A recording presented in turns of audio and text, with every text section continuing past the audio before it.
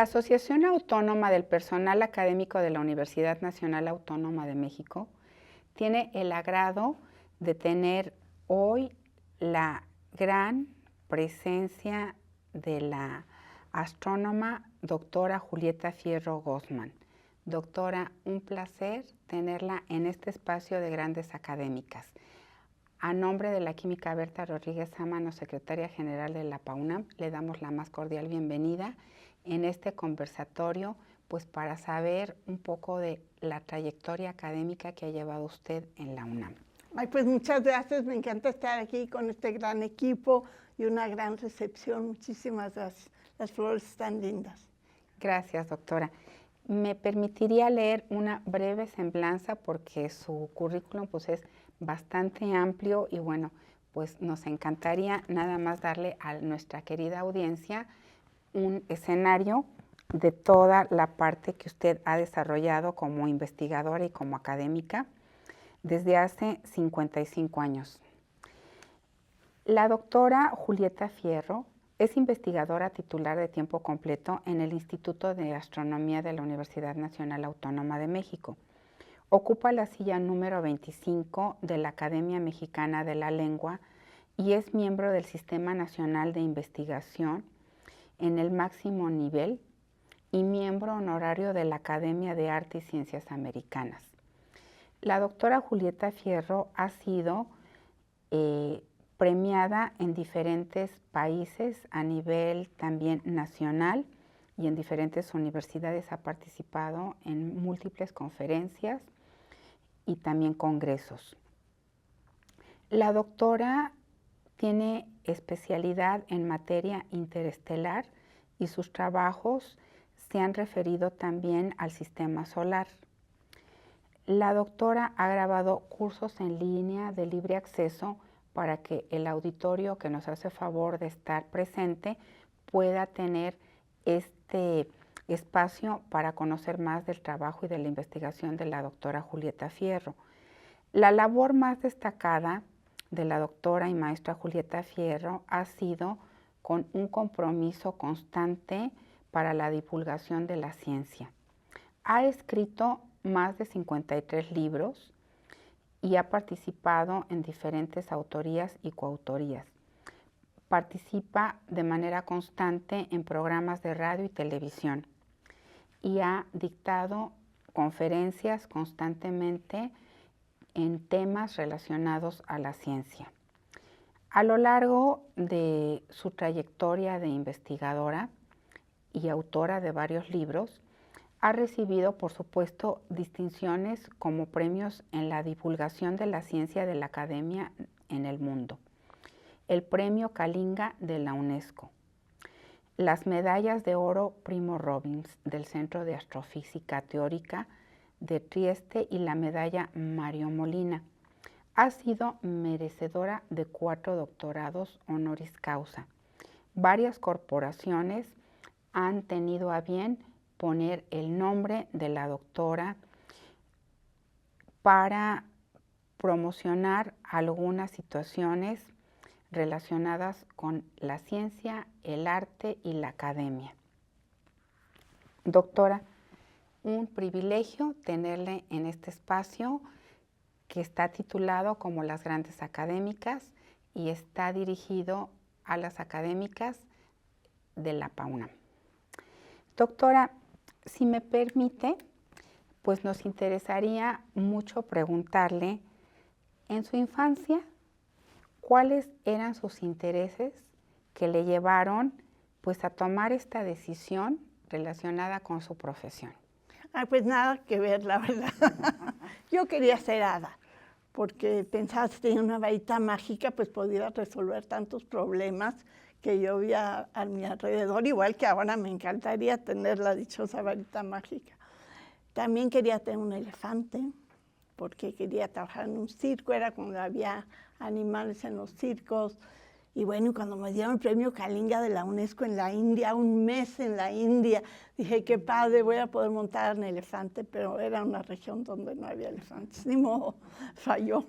Y quería ser mamá de 12 hijos, o sea, no cumplí ninguno de mis objetivos, solo tengo 2 muchachos. y un nieto y un pernieto. Pero iba a un colegio francés y como tengo dislexia, pues no podía leer. Entonces sacaba 0 en francés siempre, pero sacaba 10 en matemáticas. Entonces yo creo que por eso me aprobaban de años, si no, yo no me lo explico. Y en mi casa había libros y aunque no podía leer, veía las fotos lindas del universo, de la naturaleza, y ahí es donde me enamoré de la ciencia. ¿Las matemáticas están dentro de la ciencia y el universo, doctora? Por supuesto, o sea, el lenguaje de la naturaleza son las matemáticas.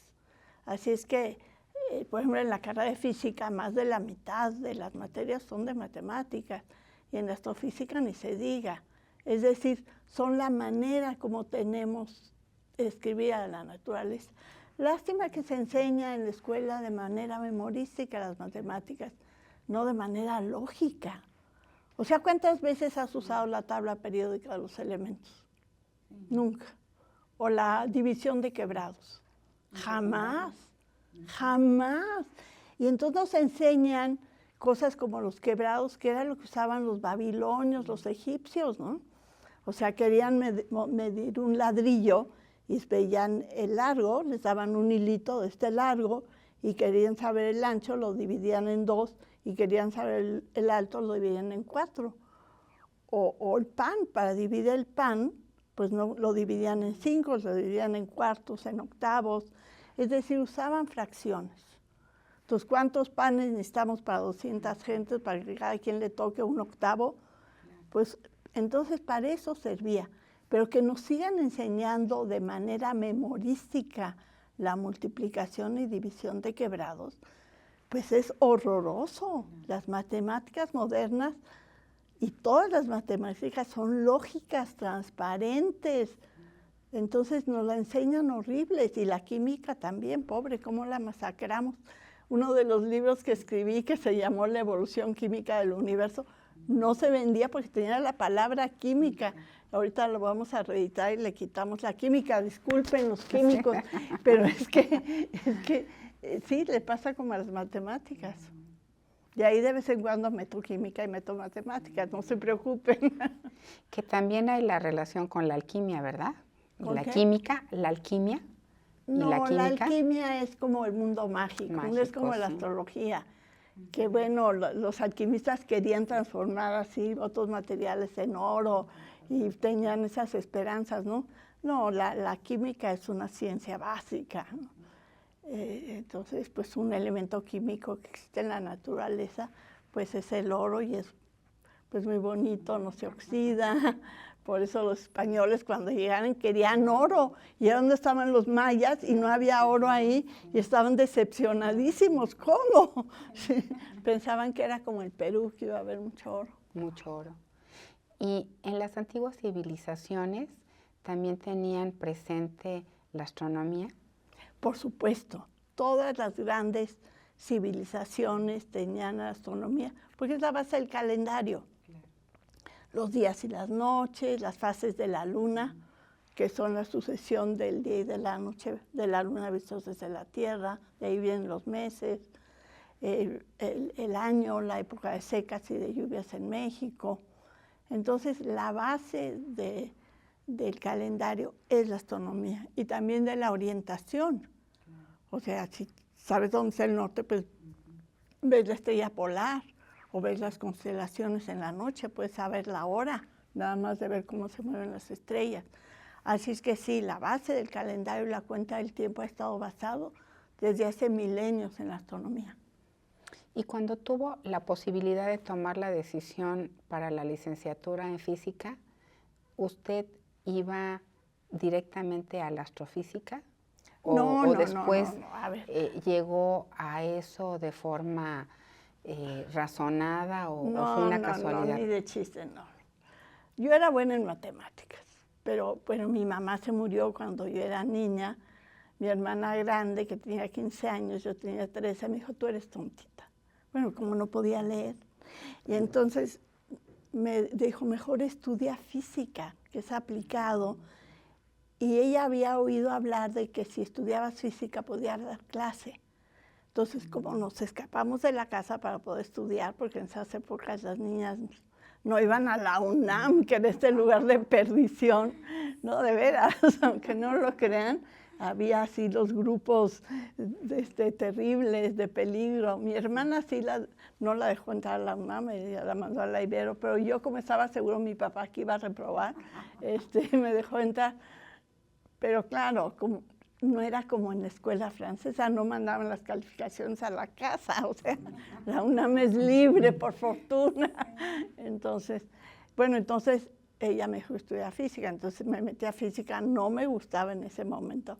Ahora pienso que es la gran manera de conocer a la naturaleza y me fascina la física, pero en esa época no. Pero fíjate qué maravilla, había un anuncio que decía carrera de astrónomo. Y entonces yo me acordé de esos libros de mi infancia tan bonitos, de las fotos de las galaxias, de una de dos galaxias así chocando, y dije, eso es lo mío. Y ya para entonces trabajaba y estudiaba, entonces ese semestre solo tomé 2 materias, las 2 optativas de astronomía, con 2 maestros extraordinarios, Manuel Peinbert, que es uno de los grandes científicos del planeta, y Eduardo Schmitter, que daba clase, uno temprano en la mañana, otro tarde en la noche. Eduardo daba clase en su oficina, éramos 5 alumnos, que se evaporaron 2 al menos, y tenía tarántulas vivas así en la oficina, y sueltas. Y entonces uno veía a la nena, así se llama uno, y me va a caer encima. Entonces me enamoré. Con Eduardo todavía me escribo, él se fue a catequizar niños en África. Sí, Eduardo. Y cuando yo era funcionaria de la Unión Astronómica Internacional, le conseguí un telescopio grande, padrísimo. Y le escribí, Eduardo, te voy a mandar un telescopio. Y me dijo, no me lo puedes mandar porque es tan pobre mi comunidad que si ven llegar esas cajas, se las van a robar, lo van a desmantelar. Entonces se quedó sin telescopio. Se lo regalé a Cuba. Ah, perfecto. No, pues qué interesante. ¿Y cómo era cuando usted entró a la carrera, pues, de física y con toda esta experiencia que tenía ya en las matemáticas, el compañerismo con sus compañeros varones? Porque me imagino que no había muchas mujeres en ese momento. Había pocas, y cuando nos deprimíamos, era la época de las minifaldas que empezaban, nos íbamos a la facultad de ingeniería para que nos chiflaran los muchachos. No, a los físicos les gustaban las biólogas, que estaban ahí en la misma facultad, o las de filosofía. Pero yo, por fortuna, estaba con un grupo de 5 de muchachos, y yo creo que todos me admiraban. Entonces, estaban medio enamorados de mí. Bueno, no sé. Bueno, ellos deben saber mejor que yo. Entonces, no, yo nunca tuve, en la academia nunca tuve problema con los hombres, jamás. Solo en el mundo árabe, ahí los señores son medio encimosos. Pero mira, yo voy porque creo que hay que hablar de la importancia de que las mujeres estudien. Entonces he ido a países donde las niñas no van a la escuela, a países donde las universidades son mediocres para las niñas, en fin, y siempre luchando a favor de la mujer. Justamente esa es la pregunta, doctora Julieta Fierro. ¿Cómo ve el papel de la mujer académica y hasta dónde puede llegar pues, su compromiso con la sociedad? A ver, mira, somos necesarias las mujeres en la ciencia. A ver, señoras, ¿cuántas veces les han hecho la pruebita del cáncer de mama? ¿Qué tal, eh? Si a los señores les apachurran sus partes así como nos apachurran a nosotros, seguro hubiera inventado otra cosa. Somos necesarias. Los baños públicos. Vas a un concierto y el baño de mujeres en el aeropuerto, fila de mujeres. Filas. Porque a los hombres no se les ocurre que somos diferentes. Necesitamos dónde poner el bebé, dónde cambiarnos, dónde meter la maleta, o sea, colgar la bolsa. O sea, necesitamos mujeres en todos los ámbitos del conocimiento. ¿Por qué no hay más? Bueno, para ser científico, tienes que hacer una licenciatura, un doctorado, una estancia postdoctoral, conseguir una fuente de trabajo. ¿Y cuándo vas a tener a los hijos? ¿A los 50 años? No. Entonces, para que haya mujeres en todas las áreas del conocimiento, necesitamos cambiar la estructura social. Tiene que haber guarderías desde las prepas, porque se embarazan algunas niñas. Tiene que haber escuelas de tiempo completo. Tiene que haber guarderías en las universidades, en los centros de investigación, en los hospitales gringos, estos gigantes, hay guardería. Y ahí pueden ir los médicos con sus niños y los afanadores y los pacientes. Entonces el nivel de ansiedad se disminuye. Entonces, mientras las trabajadoras del hogar no tengan afores y tengan seguro médico, no va a haber mujeres que quieran estudiar. No va a haber, porque ellas tienen la carga de los niños. En Corea, como las mujeres se tienen que ocupar de todo el hogar, la tasa de natalidad es 0.4%, porque no pueden tener hijos y trabajar. Entonces prefieren trabajar fuera de la casa, porque no hay ayuda doméstica. Entonces, mujeres, hay que pedir ayuda. No tiene nada de malo. No tenemos que decir lo que al menos a mí me enseñó mi mamá, que hay que saber planchar y bordar y hacer la comida y todo limpio y los niños. Hoy no tendí la cama. ¿Y qué pasó? Nada. Y los trastes tan sucios. ¿Y qué ha pasado? Nada. Y tampoco tenemos que ser las mejores científicas. Mi generación pues trató de ser muy buenasas, ¿no? Porque éramos las primeras, y Silvia Torres, bueno, la emperatriz de la astronomía del mundo. Pero ya no, ya hay mujeres premio Nobel en un montón de disciplinas. Así que ahora tenemos que aprender a gozar de la vida. Es decir, hay que hacer lo que nos guste, tener hijos y trabajar y exigir que tengamos condiciones para poderlo hacer. Becas de posgrado más prolongadas y cuidados familiares. Sí, por supuesto que la calidad de vida en el trabajo es fundamental para cualquier persona y sobre todo en el ámbito académico y peor aún en las investigadoras, ¿cierto? Sí, sí, pobres. Es que no, o sea, he hablado con mis hijos que trabajan en universidades norteamericanas y cada vez más hay menos mujeres, o sea, menos en la licenciatura y menos en el doctorado y menos en puestos de trabajo. ¿Y cómo, doctora, logró usted equilibrar la parte de la familia con la parte de la academia y el trabajo? Pues yo tuve una suegra maravillosa que me ayudaba con los niños y pues tenía empleadas del hogar, bien pagadas, bien cuidadas, queridas. Si no, no hubiera podido. Y paciencia en el centro de investigación, ¿no? Así es. Doctora, en su opinión... Bueno, hicimos una manifestación. Era cuando no había guarderías para las académicas. Y éramos como 60. Entonces las químicas justamente nos pidieron que hiciéramos una manifestación con nuestros niños. Yo tenía 2 niños, se llevaban 11 meses mis hijos. Iba con la carriola y mis niños. Y entonces caminamos desde la Torre de Ciencias, que ahora es la Torre 2 de Humanidades, hasta Rectoría. Éramos 60 mamás con nuestros niños y llegamos al 6º piso y queremos ver al rector, ¿no? Entonces recibió al secretario general, sentamos a los bebés en su escritorio, pues unos empezaron a llorar, otros se hicieron pipí y entonces nos dieron dinero para guardería. Excelente. Y ahora son ahí luego. Las guarderías de Sendy y Jardín de Niños. Sí, sí, sí, pero esa fue la primera gran aventura. Mis hijos ya tienen más de 50 años, para que veas hace cuánto fue esto. No, pues pionera en varias áreas. No, no fui yo, a mí no se me ocurrió lo de la marcha, yo solo fui con mis 2 hijos y ya suficiente trabajo fue. Estaban felices de venir a Seúl, de atravesar las islas tan bonitas. Doctora Julieta Fierro, para usted, ¿qué significa la UNAM? Todo, todo. La UNAM me ha dado libertad, trabajo, educación, amor, amigos, oportunidades, libertad, todo, todo. La UNAM me ha dado todo. Es un lugar extraordinario. Doctora Julieta Fierro, usted también ha participado en temas relacionados de la astronomía, pero a un segmento infantil. ¿Y cómo fue que usted identificó ese segmento o nichos de mercado? Pues es que me encanta darle charlas a los niños chiquitos porque hacen buenas preguntas. O sea, ya los de prepa, si uno da una conversación en la prepa, pues le hacen una pregunta. ¿Y qué piensa usted del módulo de Kerr en los hoyos negros? Porque lo que quieren es impresionar a la niña de al lado, ¿no? Pero los niños chiquitos tienen estas mentes abiertas y hacen preguntas fabulosas. La espontaneidad. Hay niños que me han preguntado que por qué los mundos son redondos. Eso es el tipo de preguntas que se hizo Newton. La niña más inteligente que he conocido fue en Mérida, en los niños de niñas cuyas mamás estaban en la cárcel.